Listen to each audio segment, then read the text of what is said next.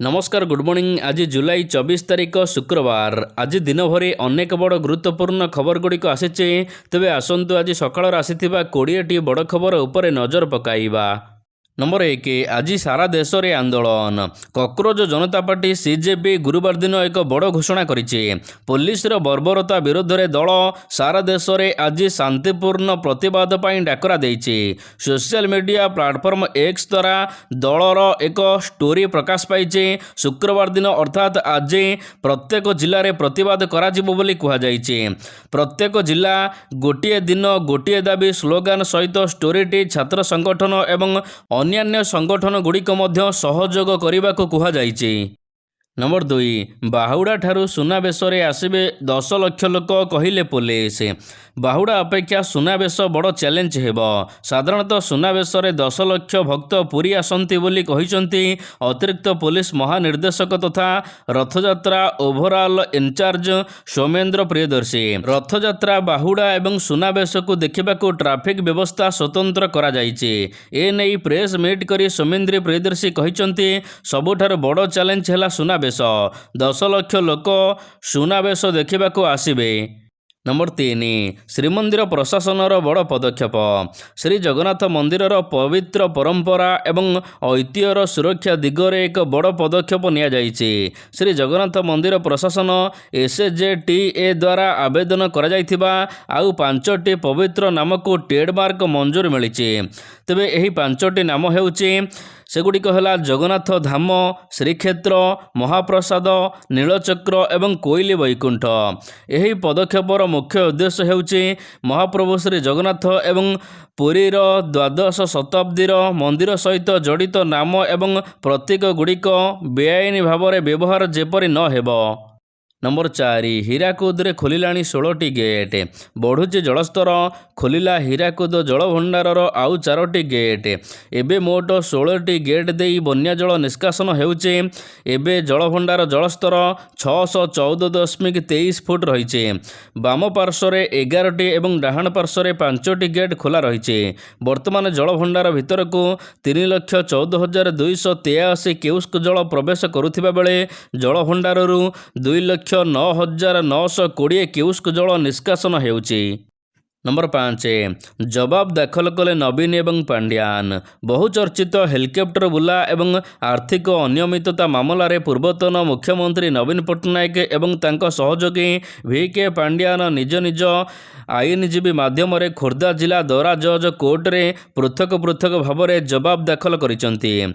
मुख्यमंत्री दफ्तर फाइल हजिबा मामलें पांड्यान को कैपिटल थाना रे हाजर हेबाको गतकाली नोटिस जारी होइतिला। हेलिकॉप्टर बुला एवं राज्य रे राजकोषर पांठी अपव्यय मामलें राज्य रे हटचमट सृष्टि होइतिला। अभियोगकारी पिटिशन रे श्री नवीन पट्टनायक विरोध में कौनसी निर्दिष्ट प्रमाण किंबा तथ्य नहीं, केवल राजनैतिक उद्देश्य रखी एवं तांकर सुनाम क्षुण्ण करने को तांको नाम रे मामला करा जाइथिबा जଣା पड़िছে। नंबर 6, नीति आयोगर रिपोर्ट टॉप 5 रे ओडिशा। नीति आयोग द्वारा प्रकाशित इन्वेस्टमेंट इंडेक्स रे ओडिशा देशर शीर्ष 5 राज्य मध्य स्थान पाइছে। एथिपाई मुख्यमंत्री मोहन चरण माझी को राज्यर विभिन्न शिल्पपति, शिल्प प्रतिनिधि एवं शिल्प संघर कर्मकर्ता माने भेटी संबर्धित करिसंती। इन्वेस्टमेंट इंडेक्स तालिका रे गुजरात 56.6 पॉइंट पाई शीर्ष रे रहिथिबा बेले ओडिशा 52.4 पॉइंट सहित पंचम स्थान रे रहिछि। नंबर 7, महानदी जल विवाद मामला। ट्रिब्यूनाल रे महानदी जल विवादर गुरुवार दिन शुणाणी होइছে। महानदी जल आवंटन समाधान पाई केंद्र जल कमिशन एवं केंद्र सरकार जल शक्ति विभाग को मध्यस्थता करने को निर्देश दिया जाइছে। एथिपाई एक जुग्म कमिटी गठन करने को निर्देश देइचंती ट्रिब्यूनाल। एही कमिटी रे छत्तीसगढ़ एवं ओडिशा वैषयिक टीम सदस्य रहिबे। उभय राज्य को एनई ड्राफ्ट तैयारी करी ट्रिब्यूनाल रे दाखल करने को कहा जाइছে। नंबर 8, कोविड साधारण जर थंडा भय न करी सतर्क रुहंतु कहले जनस्वास्थ्य निर्देशक। ବ୍ରହ୍ମପୁର ଏମ୍କେସିଜି ମେଡିକାଲରେ 3 ଜଣ କୋଭିଡ୍ ରୋଗୀ ଚିହ୍ନଟ ହୋଇଛନ୍ତି। ଏଭଳି ଖବର ପ୍ରଚାର ପରେ ଚିନ୍ତା ବଢ଼ିଛି, ହେଲେ କୋଭିଡ୍କୁ ନେଇ ଚିନ୍ତିତ ହେବା ଆବଶ୍ୟକ ନାହିଁ ବୋଲି ସ୍ୱାସ୍ଥ୍ୟ ବିଭାଗ କହିଛି। ଜନସ୍ୱାସ୍ଥ୍ୟ ନିର୍ଦ୍ଦେଶକ ଡାକ୍ତର ରବୀନ୍ଦ୍ରନାଥ ମିଶ୍ର କହିଛନ୍ତି, ବର୍ତ୍ତମାନ କୋଭିଡ୍ ଏକ ସାଧାରଣ ଥଣ୍ଡା ଜ୍ୱର, ତେଣୁ ଏଥିପାଇଁ ସାଧାରଣରେ ଭୟ ନ କରି ସତର୍କ ରହିବା ଉଚିତ। ରାଜ୍ୟରେ କୋଭିଡ୍ ପରିସ୍ଥିତି ନାହିଁ, ଏହାର କିଛି ଗୁରୁତ୍ୱ ମଧ୍ୟ ନାହିଁ। ନମ୍ବର 9, ବାହୁଡ଼ା ସୁନାବେଶ ପାଇଁ ଯାନବାହନ କଟକଣା। ଆଜି ମହାପ୍ରଭୁଙ୍କ ବାହୁଡ଼ା ଯାତ୍ରା। ଶନିବାର ଦିନ ସୁନାବେଶ। ଏହି 2 ଦିନ ପୁରୀ ପୋଲିସ ପକ୍ଷରୁ ଯାନବାହନ ଚଳାଚଳ ଉପରେ କଟକଣା ଲାଗୁ କରାଯାଇଛି। ବାହୁଡ଼ା ଯାତ୍ରାର ଦିନକ ପୂର୍ବରୁ ଅର୍ଥାତ୍ ଗତକାଲି ରାତି 12ଟାରୁ 26 ତାରିଖ ସକାଳ ପର୍ଯ୍ୟନ୍ତ ଏହି କଟକଣା ରହିବ। ପରବର୍ତ୍ତୀ ସମୟରେ ଭିଡ଼ିଓ ଦେଖି ଟ୍ରାଫିକ୍ କଟକଣା ପରିବର୍ତ୍ତନ କରାଯିବ। ତେବେ ଭୁବନେଶ୍ୱରରୁ ପୁରୀ ଅଭିମୁଖେ ଆସୁଥିଲେ ସମସ୍ତ ଅନ୍ତରାଜ୍ୟ ଟୁରିଷ୍ଟ ବସ୍ଗୁଡ଼ିକ ମାଳତୀ ପାଟପୁରଠାରେ ପାର୍କିଂ କରିବେ। ସେଠାରୁ ସେମାନେ ଭୁବନେଶ୍ୱର ଅଭିମୁଖେ ପ୍ରତ୍ୟାବର୍ତ୍ତନ କରିବେ। ଏହା ସହିତ ଭୁବନେଶ୍ୱର କଟକ ପଟୁ ଆସୁଥିବା ସମସ୍ତ ନିୟମିତ ଯାତ୍ରୀବାହୀ ବସ୍ଗୁଡ଼ିକ ତାଳବଣିଆରେ ସେମାନେ ବସ୍ ପାର୍କିଂ କରିବେ।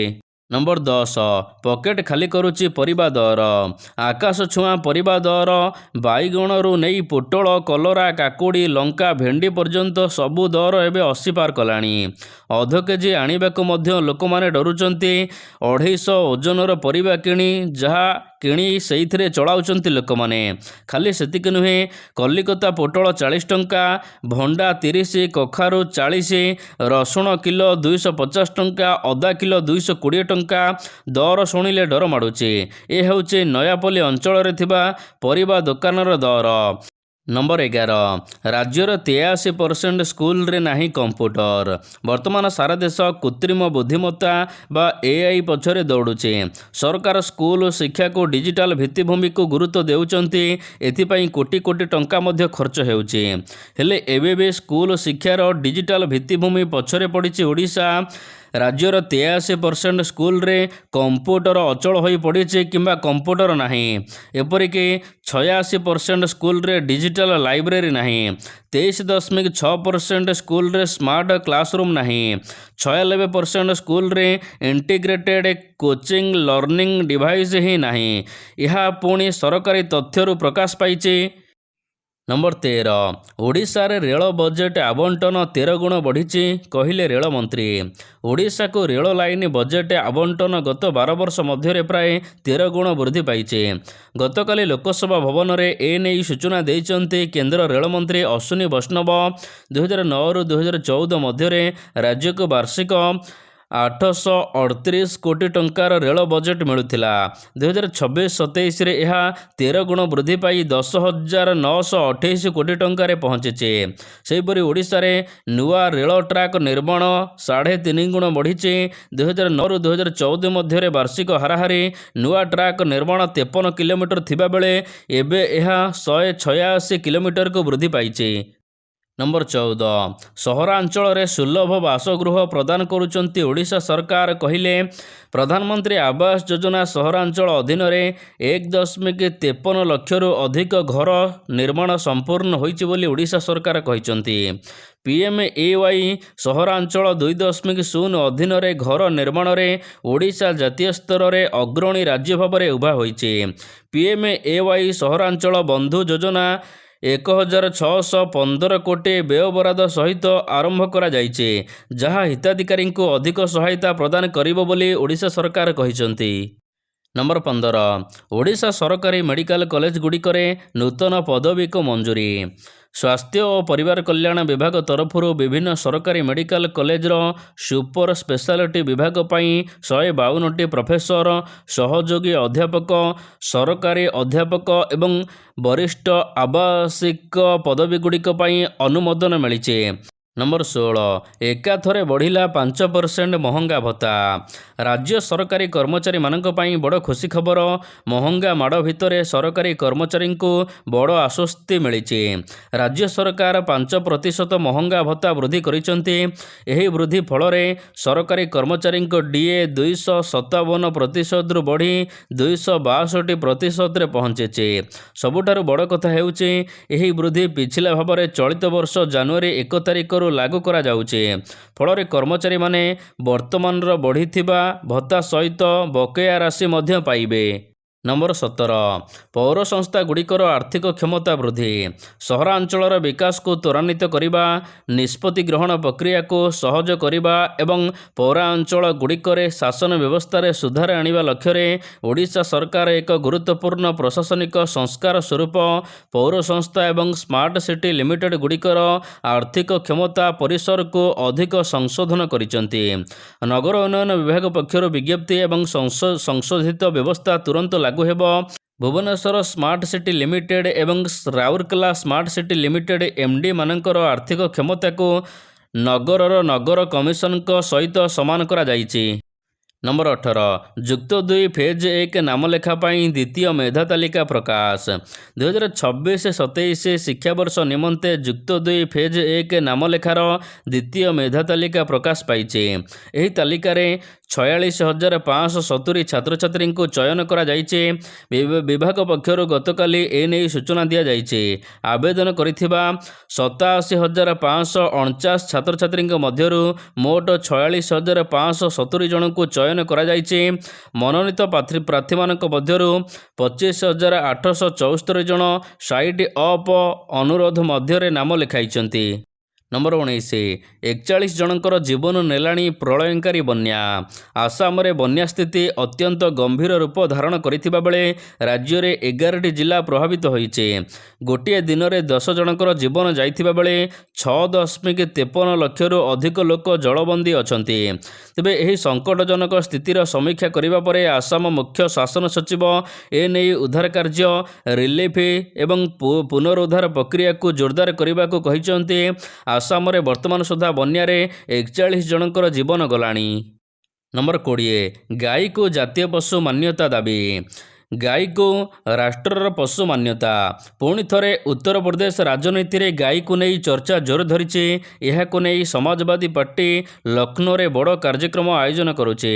ଦଳର ନେତ୍ରୀ ତଥା ବିଧାୟକ ପ୍ରାର୍ଥୀ ପୂଜା ଶୁକ୍ଳାଙ୍କ ନେତୃତ୍ୱରେ ଆୟୋଜିତ ଏହି ସମାବେଶରେ ଗାଈକୁ ଜାତୀୟ ପଶୁ ମାନ୍ୟତା ଦେବାକୁ ଦାବି ହେଉଛି। ସମାଜବାଦୀ ପାର୍ଟିର କହିବା ଅନୁସାରେ ଏହା କେବଳ ଲୋକ ଦେଖାଣିଆ କାର୍ଯ୍ୟକ୍ରମ ନୁହେଁ, ଏହା ଜରିଆରେ ଜନ ସମର୍ଥନ ଲୋଡ଼ାଯାଉଛି। ଲକ୍ଷ୍ନୌର ଉତ୍ତର ବିଧାନସଭା କ୍ଷେତ୍ରରେ ଗାଈକୁ ରାଷ୍ଟ୍ରୀୟ ମାନ୍ୟତା ପାଇଁ ଘୋଷଣା କରିବାକୁ ଏବେ ଚାଲିଛି କ୍ୟାମ୍ପେନ୍। ନମ୍ବର 21 ବାପାଙ୍କ ଶ୍ରାଦ୍ଧରେ ପୁଅର ମୃତ୍ୟୁ, ବିଷ ପିଇଲା ମା। ବାପାଙ୍କ ମୃତ୍ୟୁକୁ ବର୍ଷେ ପୂରିଥିବା ବେଳେ ଶ୍ରାଦ୍ଧ ପାଇଁ ପ୍ରକ୍ରିୟା ଚାଲିଥିଲା। ମୋବାଇଲକୁ କେନ୍ଦ୍ର କରି 10ମ ଶ୍ରେଣୀ ଛାତ୍ର ବିଷ ପିଇ ଆତ୍ମହତ୍ୟା କରିଛି। ପୁଅର ମୃତ୍ୟୁ ଖବର ଶୁଣିବା ପରେ ମା ବିଷ ପିଇ ଗୁରୁତର ହୋଇଛନ୍ତି। ତାଙ୍କୁ ଗୁରୁତର ଅବସ୍ଥାରେ ଘରୋଇ ମେଡିକାଲରେ ଚିକିତ୍ସା କରାଯାଉଛି। ଏଭଳି ଅଭାବନୀୟ ଘଟଣା ଦେଖିବାକୁ ମିଳିଛି କଟକ ଜିଲ୍ଲା ଜଗତପୁର ଥାନା ତ୍ରିଲୋଚନପୁର ପଞ୍ଚାୟତର ହାତୀଖାନା ଗ୍ରାମରେ।